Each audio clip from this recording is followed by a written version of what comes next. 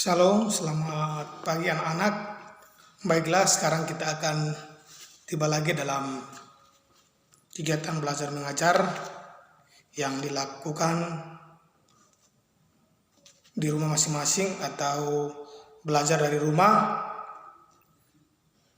Untuk itu, di sini akan teacher menjelaskan ada beberapa hal mengenai dengan pembelajaran kita di 1 minggu berjalan.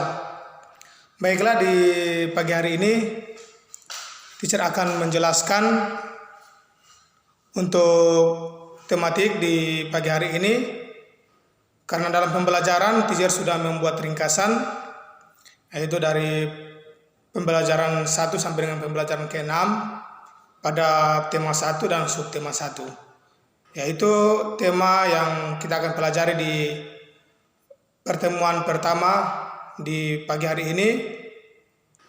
Temanya adalah indahnya kebersamaan. Indahnya kebersamaan dengan subtema keberagaman budaya bangsaku. Dalam pembelajaran tema 1 pada subtema 1, di sini karena teacher sudah membuat rangkuman materi belajar dari rumah, teacher akan membahas ada 5 mata pelajaran.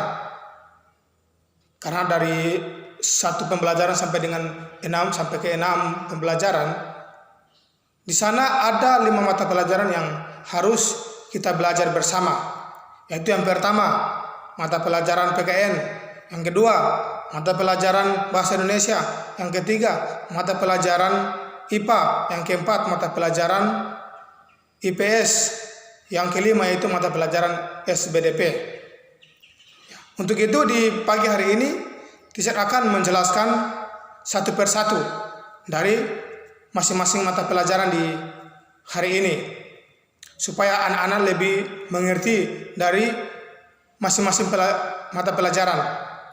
Dan materi yang teacher susun dalam rangkuman materi mata pelajaran tidak terlepas dari buku yang kita pakai sekarang ini, yaitu yang diterbitkan oleh Quadra.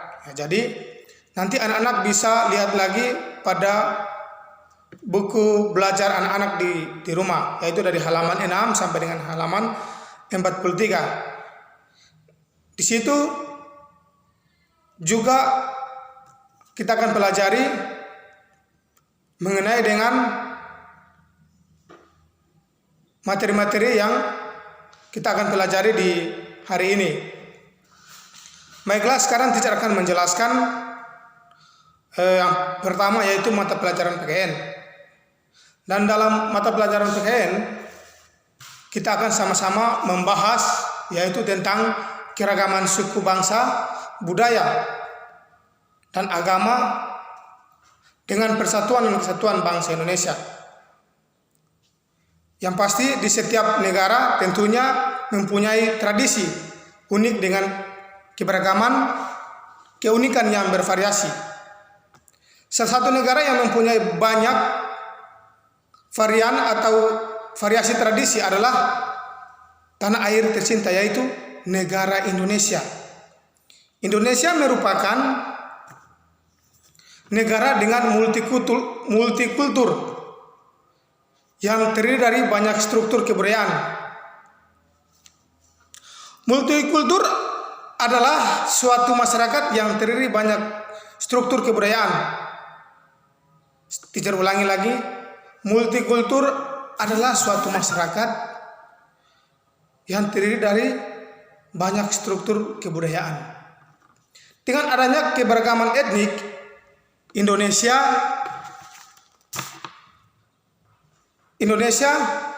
membuat negara ini memiliki tradisi yang unik dan berbeda-beda di setiap daerahnya masing-masing. Karena Indonesia adalah negara yang terdiri dari beragam suku bangsa. Meskipun begitu walaupun begitu banyak tradisi yang kita alami atau yang ada dalam negara kita, tapi kita tetap harus kerjasama, membantu sesama. Jangan dengan ada banyaknya tradisi Ya, kita hanya biar aja. Tetapi bagaimana kita bisa dari berbagai atau begitu banyak tradisi, kita bisa mampu bersama-sama bagaimana untuk kita merangkum atau merangkul. Karena teacher rasa bersyukur kenapa teacher sangat bersyukur dengan tradisi begitu banyak yang ada di Indonesia, karena itulah keragaman atau keunikan yang dimiliki oleh bangsa Indonesia. Berikut ini adalah 5 contoh yang akan kita pelajari, yaitu kerjasama di lingkungan masyarakat. Yang pertama, kerja bakti membersihkan lingkungan setempat. Gotong royong membangun balai desa. Yang ketiga, musyawarah untuk mengambil keputusan.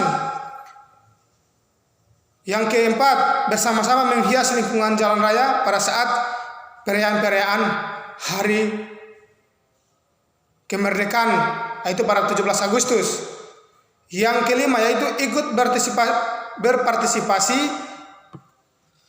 membantu warga yang mengadakan hajatan. Itu adalah bentuk-bentuk bagaimana kita melakukan kerjasama dengan sesama kita. Itu adalah salah satu nilai yang sangat penting untuk bagaimana membangun kita dalam kerjasama. Ya, baik, karena setiap orang Indonesia pasti memiliki satu keyakinan, ya, membenarkan salah satu agama yang ada di Indonesia. Terdapat ada 6 agama yang diakui secara resmi oleh pemerintah Indonesia. Yang pertama yaitu agama Islam, yang kedua agama Kristen, yang ketiga Katolik, yang keempat Hindu, yang kelima Buddha, yang keenam yaitu Konghucu. Ya, yang pasti sejak kecil kita sudah pasti diajarkan untuk bagaimana kita menganut salah satu agama yang kita miliki, dan di situ pasti memiliki nilai-nilai keagamaan, ya, sesuai dengan kepercayaan dan keyakinan kita masing-masing. Jadi di situ ketika kita menganut salah satu agama, pasti banyak hal yang diajarkan bagaimana kita mengenal agama, bagaimana dengan kita punya keyakinan. Nah, di situ akan kita pelajari sejak kita masih kecil, bagaimana kita mengenal Tuhan, bagaimana kita mengenal Tuhan kita, seperti itu, ya. Kemudian Anda bisa perhatikan lagi, adanya perbedaan keyakinan dalam kehidupan masyarakat tentu bukanlah suatu penghalang membangun persatuan dan kesatuan bangsa. Ya, bukan karena kita beda agama, kita beda keyakinan sehingga ini adalah salah satu perbedaan kita. Tetapi bagaimana dengan adanya agama kita bisa dipersatukan. Ya, kita dipersatukan. Oh, ternyata dia punya agama ini, dia punya agama yang ini. Ya, itu adalah salah satu keunikan yang dimiliki oleh bangsa Indonesia. Apalagi tidak ada keyakinan atau agama yang sama, karena setiap manusia memiliki hak untuk memilih dan mengamalkan agamanya masing-masing. Ya, yang pasti kalau kita punya agama Kristen, seperti contohnya teacher punya agamanya Kristen, ya, teacher punya hak untuk memilih, ya, karena teacher punya keyakinan, ya, teacher percaya Yesus, ya, berarti itu adalah salah satu keyakinan teacher. Atau bagaimana dengan kepercayaan teacher, seperti itu salah satu contoh, ya. Jadi beberapa perilaku yang perlu diwujudkan dalam keberagaman agama adalah sebagai berikut. Yang pertama yaitu menghormati serta menghargai agama yang dianut oleh orang lain. Yang kedua yaitu tidak memaksa orang lain untuk berpindah keyakinan. Kemudian yang ketiga yaitu mengamalkan ajaran agama masing-masing dengan sebaik-baiknya. Yang keempat, mewujudkan sikap toleransi dan tidak mengganggu ibadah orang lain yang berbeda-beda. Yang kelima, tidak mencela serta merendahkan agama orang lain. Sikap di atas sangat perlu untuk dilaksanakan. Di lingkungan keluarga serta di lingkungan masyarakat. Jadi 5 hal yang harus kita perhatikan bagaimana kita harus menjaga nilai-nilai keagamaan. Mungkin itu sedikit penjelasan yang teacher menghantarkan anak-anak dalam penjelasan mengenai dengan keragaman suku bangsa dan agama dengan persatuan dan kesatuan bangsa Indonesia. Baiklah, sekarang kita akan lanjut lagi dengan mata pelajaran bahasa Indonesia yang akan kita bahas bersama-sama, yaitu menemukan gagasan pokok dan gagasan pendukung pada bacaan atau paragraf. Pada bahasa Indonesia ini kita akan mengenal dulu apa itu gagasan pokok dan apa itu gagasan pendukung. Jelasnya kalau kita tidak mengetahui itu, yang pasti sangat sulit untuk bagaimana kita menentukan mana gagasan pokok dan mana gagasan pendukung. Justru di kesempatan di saat ini kita akan sedikit menjelaskan bagaimana dengan kita mengenal atau nanti menemukan gagasan pokok dan gagasan pendukung. Baiklah, sekarang kita akan bersama-sama dan anak-anak bisa memperhatikan penjelasan dari teacher. Baiklah, gagasan utama atau gagasan pokok adalah ide dasar atau inti pembahasan yang ditulis dalam paragraf atau gagasan utama menjadi fokus dasar pengembangan suatu paragraf. Sedangkan gagasan pendukung adalah gagasan atau ide yang menjelaskan gagasan utama atau ide pokok. Gagasan utama adalah gagasan yang menjadi dasar atau paragraf, sedangkan gagasan pendukung dalam suatu paragraf dapat lebih dari suatu gagasan. Sedangkan gagasan utama hanya satu dalam satu paragraf. Jadi anak-anak bisa perhatikan ya. Sekarang kita akan pelajari bagaimana cara kita menentukan gagasan pokok dan gagasan pendukung. Tadi teacher menjelaskan bagaimana teacher mengenalkan, yaitu gagasan pokok dan gagasan pendukung. Sekarang teacher akan menjelaskan bagaimana cara kita menentukan gagasan pokok dan gagasan pendukung.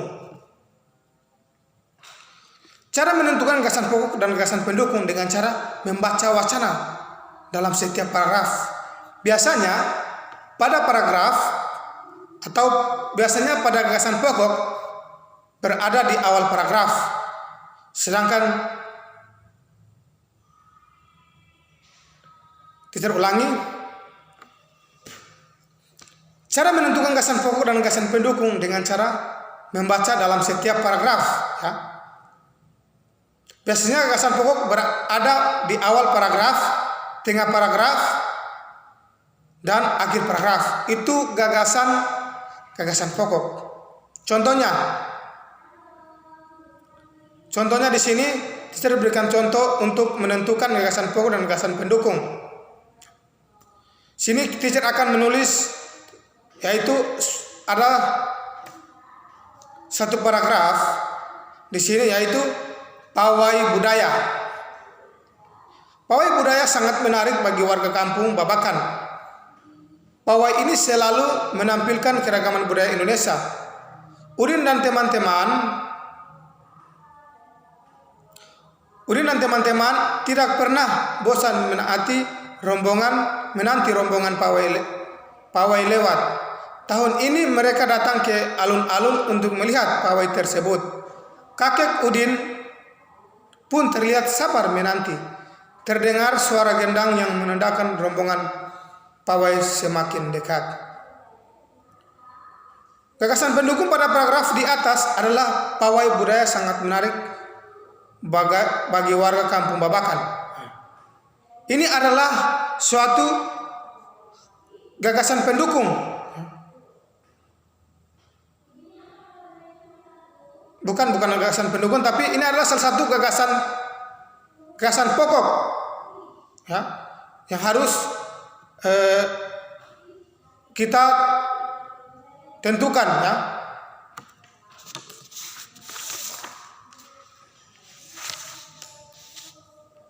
Sedangkan untuk menentukan gagasan pendukung, yaitu kita bisa lihat pada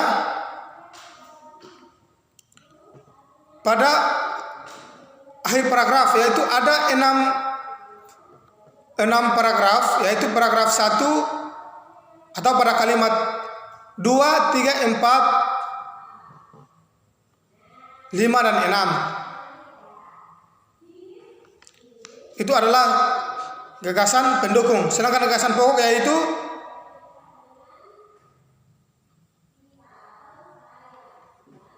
pawai budaya sangat menarik bagi warga Kampung Babakan. Sedangkan untuk gagasan pendukung adalah bahwa ini selalu menampilkan keragaman budaya Indonesia. Udin dan teman-teman tidak pernah bosan menanti rombongan pawai lewat. Tahun ini mereka datang ke alun-alun untuk melihat pawai tersebut. Kakek Udin pun terlihat sabar menanti. Terdengar suara gendang yang menandakan rombongan pawai semakin dekat. Itu adalah gagasan pendukung. Sedangkan gagasan pokok adalah seperti yang saya sampaikan tadi, yaitu pawai budaya sangat menarik bagi warga Kampung Babakan. Itu adalah gagasan pokok. Sedangkan gagasan pendukung dimulai dari pawai ini selalu sampai dengan pawai semakin dekat. Mungkin itu sedikit penjelasan yang bisa saya sampaikan pada kesempatan atau di pagi hari ini pada mata pelajaran Bahasa Indonesia, yaitu bagaimana anak-anak menemukan gagasan pokok dan gagasan pendukung. Baiklah, sekarang kita akan lanjut lagi pada mata pelajaran selanjutnya, yaitu mata pelajaran IPA.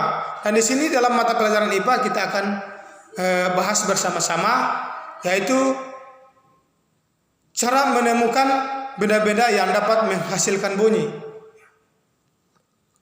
Yaitu cara menemukan benda-benda yang dapat menghasilkan bunyi. Baiklah, sekarang kita beralih dalam mata pelajaran IPA. Di sini teacher akan menjelaskan bagaimana cara kita bisa mengenal benda-benda yang dapat menghasilkan bunyi. Bunyi akan terdengar kuat ketika kita berada di dekat sumber bunyi. Pasti kalau kita ada di sumber bunyi, yang pasti kita mendengarkan bunyi yang semakin kuat. Kalau kita jauh dari sumber bunyi, yang pasti kita mendengarkan suatu bunyi itu pasti dia akan juga sedikit itu yang kita akan dengarkan. Bunyi terdengar semakin lemah jika kita menjauhi sumber bunyi. Seperti sudah katakan, suatu bunyi kadang terdengar kuat, kadang lemah, karena tadi seperti saya jelaskan, kalau kita semakin dekat terhadap sumber bunyi, maka bunyi yang kita dengarkan itu semakin kuat. Tapi kalau kita lebih jauh dari sumber bunyi, maka bunyi yang kita dengarkan itu akan semakin sedikit atau semakin lemah, begitu. Ya. Baiklah, Anda bisa perhatikan penjelasan teacher. Kuat dan lemahnya bunyi ditentukan oleh amplitudo. Amplitudo bunyi. Amplitudo bunyi adalah simpangan maksimum dari suatu gelombang yang akan mempengaruhi kuat lemahnya bunyi. Sedangkan tinggi dan rendahnya bunyi ditentukan oleh banyaknya getaran bunyi. Getaran bunyi atau frekuensi. Frekuensi adalah jumlah putaran ulang peristiwa dalam suatu detik dengan satuan Hz. Hz itu adalah hertz. Namun tidak semua bunyi dapat didengar oleh telinga manusia, karena telinga manusia hanya mampu mendengar bunyi dengan jumlah getaran 20 sampai dengan 20.000 getaran per detik. Kalau sudah lewat dari 20 sampai 20.000, itu kita sudah tidak akan mendengar lagi bunyi. Karena telinga ini hanya dapat mendeteksi itu 20 sampai dengan 20.000 getaran per detik. Bunyi dengan frekuensi 20 sampai dengan 20.000 per detik disebut dengan audiosonik. Yang pasti penasaran di audiosonik itu yang seperti apa ya? Anak-anak bisa perhatikan, audiosonik adalah jenis bunyi yang frekuensinya dapat didengar oleh telinga manusia dengan rentang frekuensi antara 20 Hz sampai dengan 20.000 Hz atau disingkat dengan Hz. Bunyi memiliki sifat dapat merambat melalui benda padat, benda cair, dan benda gas. Ya. Jadi bunyi itu kita dengar bukan hanya saja menggunakan dengan benda gas, tetapi juga bisa bunyi kita dengar bisa melalui benda padat, bisa melalui benda cair. Ya.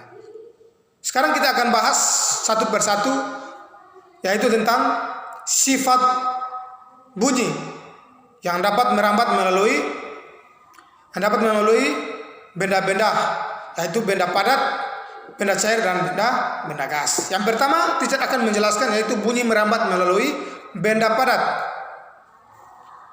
Bunyi memiliki sifat dapat merambat melalui benda padat. Bagaimana bunyi merambat melalui benda padat? Dalam rangkuman materi, teacher sudah memberikan gambar bagaimana cara bunyi merambat melalui benda padat. Nanti anak-anak bisa melihat pada rangkuman materi yang ada dalam blog. Sekarang yang kedua yaitu bunyi merambat melalui benda gas. Atau yang kedua yaitu bunyi merambat melalui benda cair. Ketika kedua batu diadu di dalam air, bunyi yang ditimbulkan dapat kita dengar. Hal ini menunjukkan bahwa bunyi dapat merambat melalui benda cair. Anak-anak bisa lakukan dan bisa peragakan ketika anak-anak ada di rumah. Anak-anak bisa ambil dua batu, kemudian anak-anak taruh batu dalam air, kemudian anak-anak bisa dipukul dengan batu secara bersamaan. Maka di situ pasti anak-anak bisa terdengar bunyi yang dihasilkan melalui benda cair. Sekarang kita akan bahas yaitu bunyi merambat melalui benda gas. Kalau tadi saya sudah jelaskan bunyi merambat melalui benda padat, bunyi merambat melalui benda cair. Sekarang teacher akan menjelaskan bunyi merambat melalui benda gas. Udara merupakan benda gas. Kita dapat mendengar suara orang berbicara dengan burung berkicau karena getaran suara itu masuk ke telinga kita. Yang pasti kalau teman berbicara di samping atau suatu hewan yang berteriak, pasti kita mendengarkan itu melalui telinga. Karena kenapa sih kita dengar? Karena udara dapat menghantarkan suara itu sehingga kita bisa mendengarkan suatu bunyi yang masuk dalam telinga kita. Ya. Hal ini menunjukkan bahwa suara dapat merambat melalui udara. Kalau udara yang kita dengarkan itu karena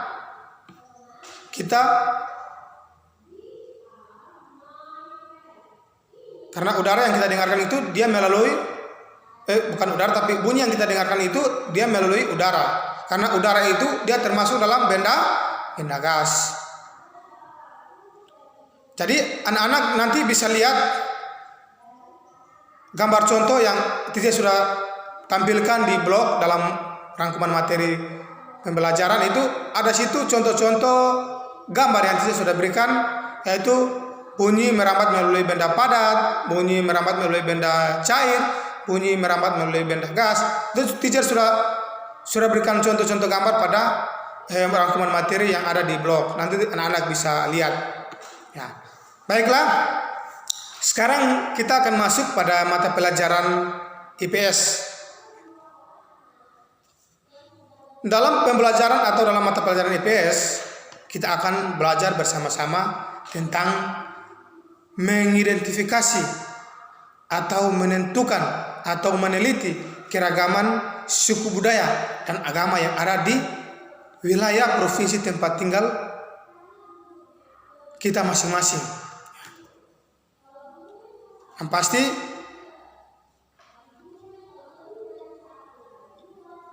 apakah anak-anak sudah tahu dengan keragaman Keragaman itu yaitu bermacam-macam atau banyak, ya. Budaya adalah suatu tradisi yang kita miliki atau yang kita anut. Sehingga keragaman budaya di Indonesia meliputi suku bangsa, bahasa, agama, dan adat istiadat. Itu adalah keragaman budaya. Dari bermacam-macam budaya terdapat kebiasaan-kebiasaan yang ada dalam budaya kita masing-masing. Keragaman budaya tersebut merupakan kekayaan yang tak ternilai. Oleh karena itu, keragaman suku bangsa tersebut harus dipelihara dan dijaga keberadaannya. Ya, jadi ketika kita sudah punya budaya, ya kita harus jaga.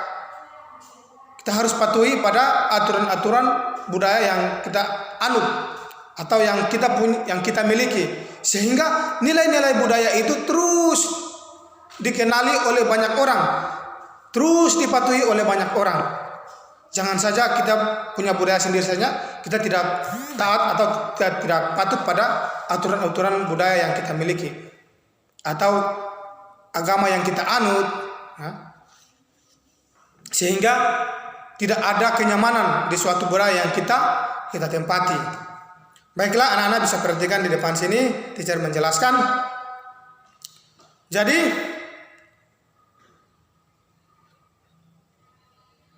keragaman suku bangsa tersebut harus dipelihara dan dijaga keberadaannya. Dengan sikap menghargai keragaman, kita dapat menghindari perpecahan akibat keberbedaan yang ada. Ya. Karena dalam keragaman itu ada agama, ada suku, ada adat istiadat. Tetapi dari semuanya itu lalu kita tidak patuhi, kita tidak ada kerjasama yang baik, dan hanya perpecahan yang terjadi, maka yang pasti apa yang terjadi? Ya, kekacauan yang terjadi. Ya. Nah, di sini kita akan bahas, yaitu yang pertama, keragaman agama. Ya, kita tahu bersama bahwa seperti yang saya jelaskan tadi di awal, yaitu Indonesia sangat unik dan memiliki keragaman, ya. Karena di mana Indonesia ini memiliki keragaman agama, budaya. Karena dengan ada keragaman budaya, bahwa kita mampu mengenal keunikan masing-masing dari agama kita masing-masing. Untuk keragaman budaya, yang pasti di Indonesia ini, atau Indonesia adalah negara yang beragam, ya. Jadi di setiap penduduk diberikan kebebasan untuk memilih agamanya masing-masing. Karena Indonesia ini memiliki ada berapa agama? Ada 6 agama. Sehingga dalam aturan pemerintah itu kita dibebaskan untuk memilih agama kita masing-masing. Tidak ada yang bisa intervensi atau tidak ada yang bisa menghalangi. Ya, karena Indonesia memiliki 6 agama, yaitu agama Islam, agama Kristen, agama Katolik, Hindu, Buddha, dan Konghucu. Dari 6 agama juga dalamnya memiliki tempat-tempat ibadah, kitab suci, dan pembuka agama masing-masing. Ya, kalau di sini agama Islam tempat ibadahnya masjid, kitab sucinya Al-Quran, pembuka agamanya yaitu ulama atau ustadz dan kiai.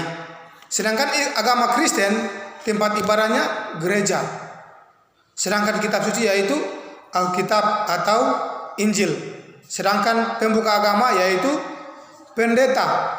Sedangkan agama Hindu tempat ibadahnya pura, kitab sucinya Weda.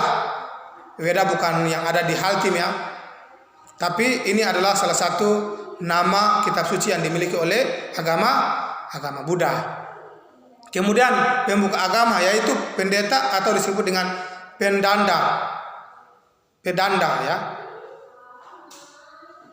Kemudian agama Buddha, nama tempat ibadahnya wihara, sedangkan kitab sucinya yaitu Tripitaka, pembuka agama yaitu biksu.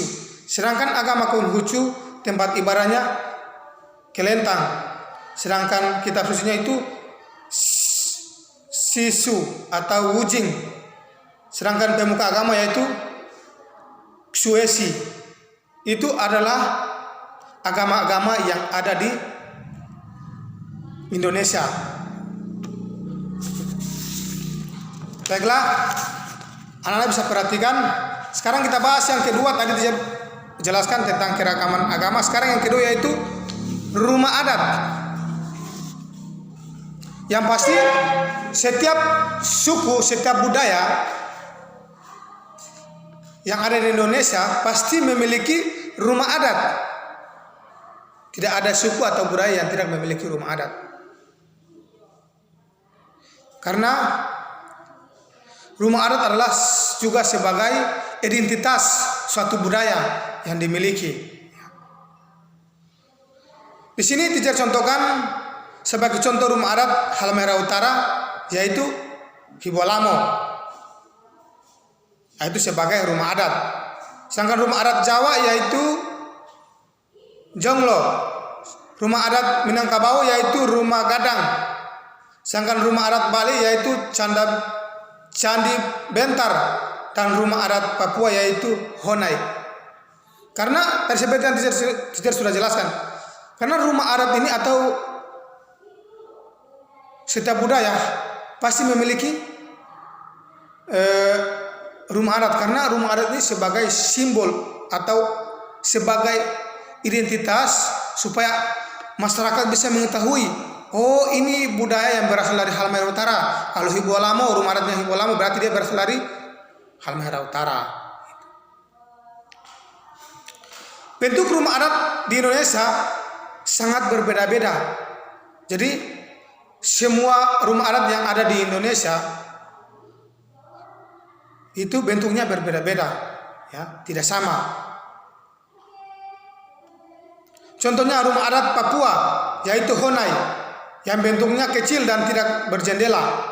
Nanti anak-anak bisa lihat pada rangkuman materi yang teacher sudah berikan contoh gambar rumah adat Papua yaitu Honai. Nanti anak-anak bisa lihat pada rangkuman materi yang teacher sudah berikan contoh gambar. Tujuannya adalah untuk menahan hawa dingin pegunungan Papua. Jadi contoh rumah adat Papua yaitu Honai yang bentuknya kecil dan tidak berjendela. Kenapa sehingga tidak berjendela? Karena tujuannya adalah untuk menahan hawa dingin dari pegunungan Papua. Sedangkan yang ketiga yaitu pakaian adat. Tadi agama, kemudian budaya, rumah adat, sekarang yaitu pakaian adat. Yang pasti setiap budaya atau setiap suku pasti memiliki pakaian adat, dan yang pasti di sana berbeda-beda, tidak sama, ya. Kenapa? Karena yang pasti setiap pakaian adat dia memiliki nilai-nilai tertentu atau memiliki makna-makna tertentu.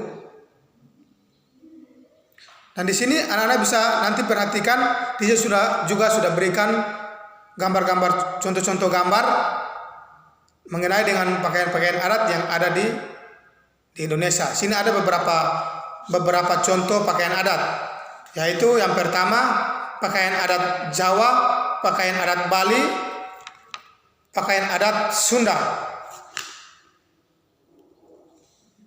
Jadi itu adalah mewakili bagaimana salah satu contoh-contoh pakaian-pakaian adat yang ada di Indonesia, dengan begitu banyak budaya, dengan begitu banyak pakaian adat yang dimiliki oleh bangsa Indonesia.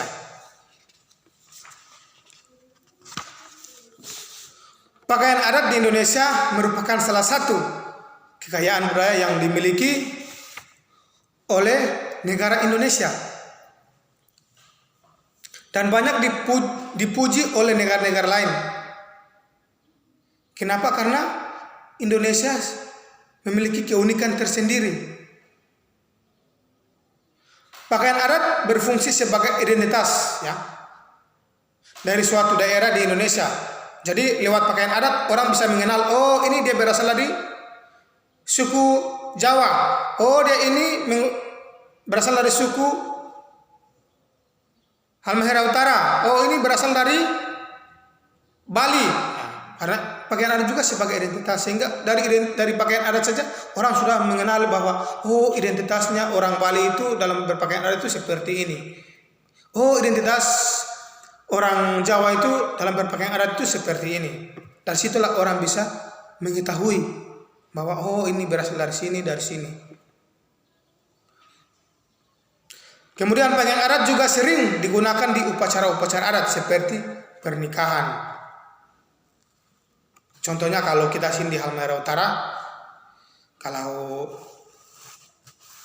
dalam satu keluarga dia melakukan perkawinan adat, yang pasti di sana semuanya pasti menggunakan pakaian adat. Itu adalah tujuan-tujuan pakaian adat yang harus kita pahami. Baiklah, sekarang kita beralih pada poin yang keempat, yaitu tarian daerah. Tadi kita sudah bahas satu persatu keragaman agama, rumah adat, pakaian adat. Sekarang tarian daerah. Tarian daerah merupakan salah satu kekayaan berharga yang dimiliki oleh bangsa Indonesia. Karena kenapa? Setiap tarian dia memiliki nilai-nilai. Sehingga kenapa di sini disebut dengan kekayaan, karena dia memiliki nilai, dia memiliki makna, sehingga nilainya sangat besar. Tarian merupakan hasil cipta karsa dan karya dalam sebuah budaya. Dan tarian daerah tersebut ditampilkan sesuai dengan maksud dan tujuan, yaitu menyambut tamu, menyambut panen, upacara keagamaan, upacara pernikahan atau perang-perangan. Itu adalah tujuan dari tarian daerah kita masing-masing.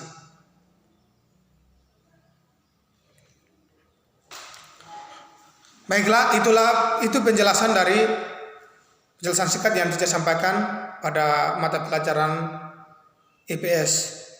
Baiklah, sekarang kita akan lanjut pada mata pelajaran SBDP, Seni Budaya dan Prakarya. Baiklah, Anda bisa perhatikan di depan, budaya adalah suatu gaya hidup. Tadi yang saya sampaikan, budaya itu adalah suatu kebiasaan atau gaya hidup yang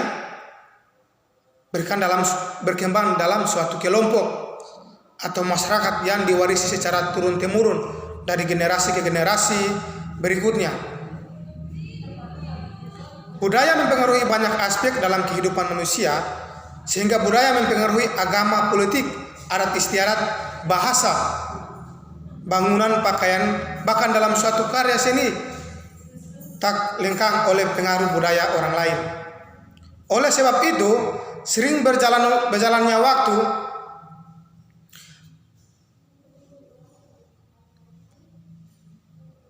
budaya bersifat sangat kompleks, abstrak dan luas dalam peradaban manusia. Pada pembelajaran ini akan dikupas atau akan kita pelajari secara tuntas, yaitu pengertian budaya, ciri-ciri suatu budaya beserta contoh dari budaya yang ada di Indonesia adalah tarian bungong jaumpa, tarian giring-giring dan tire-tire. Ini adalah suatu contoh-contoh tarian yang ada, atau ini adalah salah satu contoh budaya yang kita anut dalam budaya kita masing-masing yang ada di Indonesia, negara Indonesia. Baiklah, sekarang kita akan bahas satu persatu, yaitu tentang tari bungong jaumpa yang berasal dari Provinsi Nanggroe, Aceh Darussalam.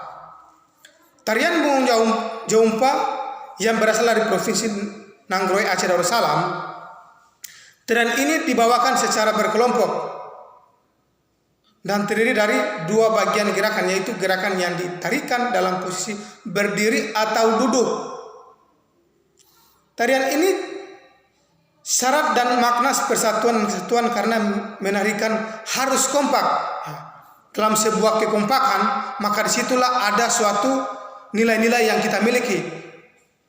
Karena ada kerjasama, berarti di situ ada rasa persatuan dan kesatuan, sehingga disitulah muncul nilai-nilai yang harus dimiliki dalam suatu tarian, yaitu nilai persatuan dan kesatuan. Berikut ini langkah-langkah gerakan tarian Bungong Jeumpa. Ya, jadi nanti anak-anak lebih baik lagi ketika anak-anak melihat rangkuman materi, anak-anak bisa lihat di situ ada langkah-langkah bagaimana dalam mentarikan atau dalam menggerakkan tarian Bungong Jeumpa. Dari situ ada yang pertama, contoh gambar, ada gambar yang pertama, yang kedua, dan yang ketiga. Itu adalah cara-cara bagaimana mereka memperagakan tarian Bungong Jeumpa.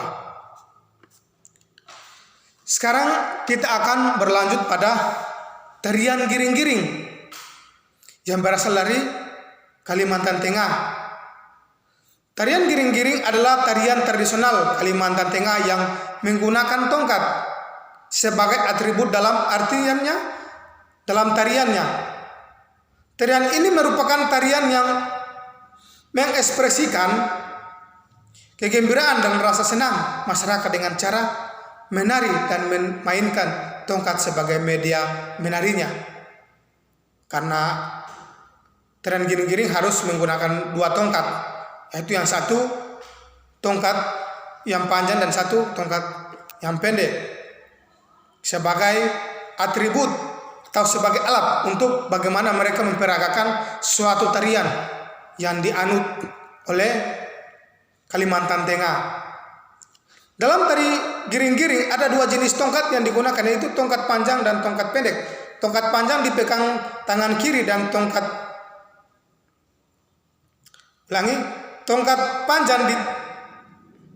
yaitu tongkat panjang dan tongkat pendek.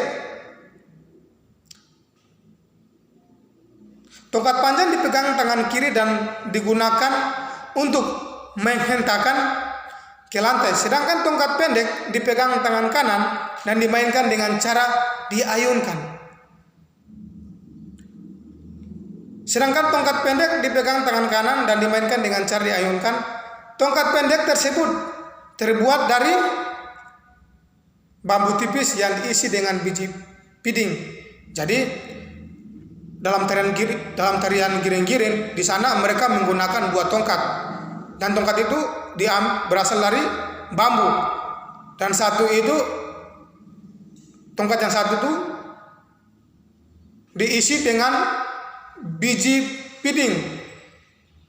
Sedangkan yang tongkat yang satu itu tidak diisi. Jadi itu adalah alat atau perlengkapan dalam tarian atau tari giring-giring. Dalam tari giring-giring juga dapat menghasilkan suara yang unik apabila dipadukan dengan suara hentakan tongkat panjang. Gerakan pada tarian pun cukup disulit karena selain menari, penari juga memainkan tongkat dengan memadukan suara hentakan dan suara dari tongkat pendek tersebut. Jadi tari giring-giring ini sangat sulit diperagakan. Kenapa? Karena kita harus menggunakan dua tongkat dan kita harus menghentakkan supaya dia sesuai dengan tarian yang diperagakan oleh si penari, supaya suara yang dikeluarkan itu sangat bervariasi dan sangat cocok. Itu adalah tarian giring-giring. Anak-anak bisa lihat contoh gambar tari giring-giring nanti ketika anak-anak bisa buka blog. Di sana ada contoh-contoh gambar tari giring-giring. Baiklah, sekarang teacher akan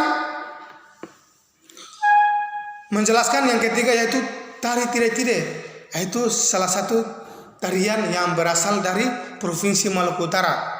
Yang pasti ini sudah tidak asing lagi buat kita, karena yang pasti ini adalah salah satu budaya atau salah satu tarian yang ada di Maluku Utara, dan ini suatu tarian yang berasal dari budaya kita, yaitu tari tide-tide yang berasal dari Provinsi Maluku Utara. Dan pasti anak-anak sudah lebih mengetahui lagi bagaimana itu gerakan untuk menggerakkan tari tide-tide. Pasti anak-anak juga sudah lebih memahami, karena anak-anak yang pasti sudah pernah melihat ya, masyarakat yang ada di Maluku Utara ini, karena sudah banyak masyarakat yang memperagakan tari tide-tide. Tapi di sini teacher akan menjelaskan supaya anak-anak lebih memahami apa itu tari tide-tide. Baiklah, tari tide-tide merupakan tarian asli dari Halmahera Utara, Maluku Utara. Tarian ini dipertunjukkan secara berpasangan oleh penari laki-laki dan perempuan. Nah, yang pasti kita tahu bersama bahwa setiap tarian pasti di sana ada tarian yang harus kita keluarkan, cara menarinya, ekspresi yang harus kita tunjukkan. Tarian tidak mempertunjukkan pada acara tertentu, pada acara-acara tertentu saja. Tari asal Halmahera Utara ini merupakan tarian pergaulan masyarakat yang ditarikan oleh pemuda dan pemudi. Tarian ditampilkan ketika ada pesta adat ataupun acara adat yang bersifat hiburan. Kebiasaan tersebut berlanjut sehingga menjadi tradisi dan dilestarikan sampai sekarang. Ya, kalau kita lihat dari orang nenek moyang, orang tua dulu sampai sekarang, untuk tarian tire-tire ini nilai-nilainya tidak ada yang hilang, tetap terus dipelajari dan terus dilestarikan dalam turun temurun, ya, baik itu pemuda-pemudi bahkan orang tua yang ada di Halmahera Utara atau masyarakat yang ada di Halmahera Utara, bahkan secara luas yaitu di Provinsi Maluku Utara. Kebiasaan tersebut berlanjut sehingga menjadi tradisi dan dilestarikan sampai sekarang. Tarian tidak hanya sebagai bagian acara saja, tapi juga difungsikan untuk memeriahkan acara tersebut. Ya, jadi orang hanya tidak menari atau orang hanya tidak melakukan tarian tire-tire saja, tetapi bagaimana kita harus mampu memahami dari setiap gaya atau setiap tarian yang kita peragakan, supaya itu bisa bermanfaat dan itu kita bisa memahami. Bagi masyarakat, gerakannya tarian juga diartikan sebagai romantisan dan keharmonisan pemuda-pemudi.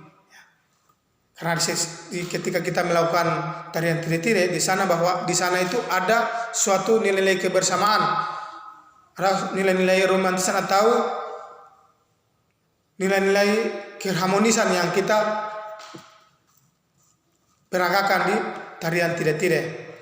Dalam pertunjukannya, tarian tire-tire biasanya ditampilkan oleh 4 sampai dengan 6 orang penari yang terdiri dari penari pria dan wanita. Pasti anak-anak sudah lebih tahu lagi ketika kita melihat ketika ada tarian tire-tire, yang pasti di sana ada 2 kelompok yang terdiri dari kelompok wanita dan kelompok pria, dan terdiri dari 4 sampai dengan 6 orang penari yang mereka menari secara berpasangan antara pria dan wanita yang kemudian diiringi oleh musik pengiring. Gerakan dalam tari tire-tire ini memiliki suara ciri khas, yaitu gerakan tarian ini biasanya didominasi oleh gerakan tangan yang diayunkan ke depan secara bergantian, serta gerakan kaki melangkah sesuai dengan gerakan tangan yang mengayun tersebut. Selain itu, terdapat gerakan-gerakan yang menyerupai gerakan berdansa, yaitu pada saat gerakan saling berpegangan tangan antara pria dan wanita. Terdapat juga gerakan maupun posisi penari wanita menari sambil berjongkok, sementara penari pria menari sambil berdiri. Ya, setiap gerakan yang terdapat pada tarian tersebut tentunya memiliki makna tersendiri. Ya, jadi kalau kita lihat pada penari tire-tire di sana, ya, sana dengan begitu banyak variasi atau begitu banyak gaya yang diperagakan oleh si pria maupun si wanita. Ya, maka dengan adanya variasi-variasi gaya yang diperagakan oleh penari, maka disitulah muncul nilai-nilai suatu tarian. Ya. Pertunjukan tari tire-tire biasanya diiringi oleh musik tradisional seperti tifa, gong, biola, dan seruling. Musik tersebut dimainkan dengan irama khusus sehingga menghasilkan suara musik yang khas. Irama yang dimainkan biasanya bertempo sedang dan sesuaikan dengan gerakan tari para penari agar terlihat padu dan harmonis. Jadi kalau kita lihat antara musik dengan penari itu sangat beriringan atau bersamaan, karena di sini musik yang dimainkan itu tidak cepat, tidak lambat, tapi dia sedang, sehingga ketika diperagakan dengan penari maka dia sangat cocok, dan di situ sangat terpadu antara musik dengan gaya atau gaya penari. Kemudian dalam tarian tire-tire di sana juga akan pasti dimiliki yang dinamakan dengan kostum. Ya. Jadi kostum yang digunakan oleh para penari dalam pertunjukan tari tire-tire biasanya merupakan pakaian adat. Jadi ketika orang melakukan tire-tire di sana, yang diperagakan atau yang kostum yang digunakan yaitu menggunakan pakaian adat. Penari pria menggunakan kemeja panjang, celana panjang serta penutup kepala. Sedangkan penutup kepala yang berwarna sama dengan baju mereka. Sedangkan untuk penari wanita biasanya menggunakan baju kebaya dan kain batik khas Maluku Utara pada bagian bawahnya. Pada bagian kepala biasanya rambut penari wanita disanggul dan diberi hiasan yang bentuknya seperti kembang goyang. Jadi setiap para penari, baik itu laki-laki maupun wanita, itu dengan memiliki kostum dan memiliki keunikan yang berbeda-beda. Kalau tadi ya laki-laki menggunakan kemeja, tangan panjang berwarna putih, celana panjang berwarna hitam. Kemudian memiliki penutup kepala yang berwarna sama dengan baju mereka. Kemudian wanita juga harus memiliki kebaya dengan kain batik dan bagian rambutnya disanggul dan diberikan hiasan. Karena dari semuanya itu dia memiliki nilai-nilai tersebut. Ya. Sehingga maka disitulah muncul keunikan-keunikan yang dimiliki oleh budaya Halmahera Utara.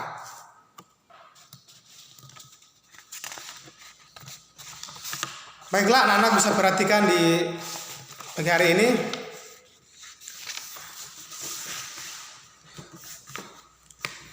Tarian tire-tire biasanya digunakan oleh musik tradisional seperti tifa, gong, biola, dan seruling, ya, seperti yang saya sampaikan tadi. Musik dengan irama yang dimainkan biasanya tempo sedang dan sesuaikan dengan gerakan penari. Jadi biasanya kalau kita lihat seperti yang teacher sudah jelaskan tadi, kalau tire-tire ya pasti dia musiknya sedang, berarti gerakannya tidak terlalu cepat, tidak terlalu lambat. Begitu. Dalam perkembangannya, tire-tire masih terus dilestarikan dan dikembangkan hingga sekarang. Beberapa kreasi dan variasi dalam segi gerak, formasi, kostum, serta musik pengiring juga sering ditambahkan pada pertunjukannya. Penambahan tersebut bertujuan agar pertunjukan lebih terlihat menarik. Namun tetap tidak meninggalkan ciri khasnya, karena tari tire-tire ini sering dimainkan atau ditampilkan di berbagai acara seperti pernikahan adat, pesta adat, penyambutan, dan acara adat lainnya. Selain itu, tarian ini juga sering ditampilkan di berbagai acara budaya. Jadi ketika ada acara-acara budaya yang dilakukan, pasti di sana kita bisa menunjukkan tarian-tarian yang berasal dari daerah kita atau dari budaya kita, ya. Jadi nanti anak-anak bisa lihat contoh gambar tarian tide-tide. Nanti anak-anak bisa lihat pada blog, pada rangkuman materi yang teacher akan kirim, yang sudah kirim pada rangkuman materi yang ada di blog. Jadi anak-anak bisa lihat dan bisa memahami. Selain itu, anak-anak harus membaca rangkuman yang teacher sudah buat. Selain mendengarkan video, anak-anak bisa membaca juga rangkuman materi supaya bagaimana lebih memperdalam lagi isi materi dan lebih memahami lagi apa yang menjadi pembelajaran kita di hari ini, gitu. Jadi mungkin itu yang teacher jelaskan di pagi hari ini. Teacher cuma minta supaya anak-anak terus belajar, walaupun belajar dari rumah, tapi anak-anak terus semangat. Karena dengan kondisi yang ada, yang pasti kami guru-guru juga sangat sulit untuk menjangkau anak-anak yang ada di rumah. Tetapi dengan belajar daring, belajar dari rumah, ini juga salah satu bentuk pelayanan kami sebagai guru-guru bahkan wali kelas untuk anak-anak, sehingga teacher harapkan supaya anak-anak terus belajar di rumah, jangan bosan-bosan belajar, karena suatu saat pasti kita akan bertemu atau bertatap muka secara langsung dalam kelas. Mungkin itu saja yang teacher sampaikan di pagi hari ini. Atas kerjasama yang baik, saya ucapkan terima kasih dan selamat bekerja. Salam, dadah.